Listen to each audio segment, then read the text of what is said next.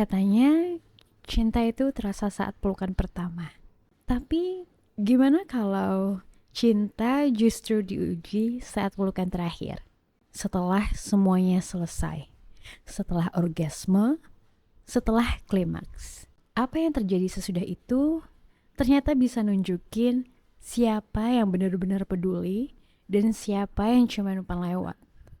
Hai, aku di sini bukan buat ceramahin kamu. Aku cuma pengen ngobrol kayak teman curhat. Pernah gak sih kamu abis seks, terus dia langsung ngorok atau malah buka HP, scrolling TikTok kayak nggak ada apa-apa. Padahal kamu masih melek, masih nunggu, tapi dia udah di dunia lain. Rasanya kosong. Nggak enak ngomongnya, tapi banyak yang ngalamin ini.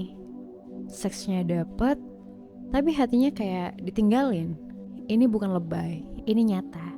Dalam riset dari Heather Hausenblas dari Psychology Today, aftercare itu ngebantu seseorang ngerasa aman secara emosional. Pasangan yang rutin aftercare bahkan punya ikatan batin lebih kuat, lebih puas dalam hubungan. Tapi ya, sayangnya, hal sepenting ini justru sering di-skip. Udah kelar, ngapain lagi?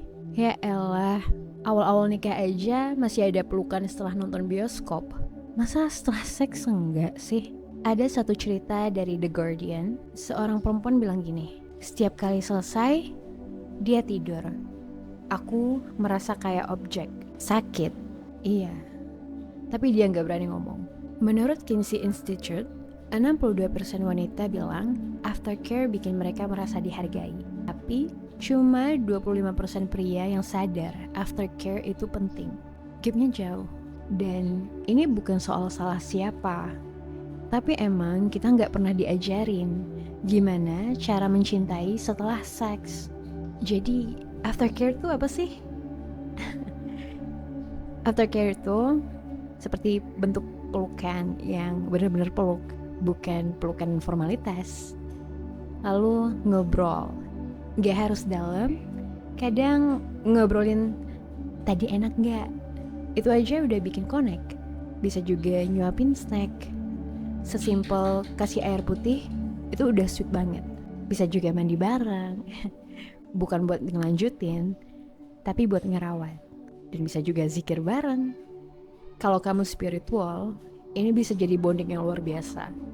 Aftercare itu bukan lebay, bukan nempel-nempel doang. Itu bukti bahwa kamu masih hadir, bahkan setelah semuanya selesai.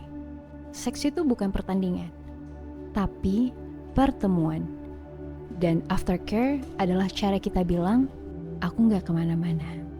Kamu sendiri pernah gak ngerasa sendirian di ranjang, mesti ada yang tidur di sebelah? Atau sebaliknya, kamu pernah bikin seseorang merasa kayak habis dipakai? Gak sengaja, tapi ternyata efeknya dalam.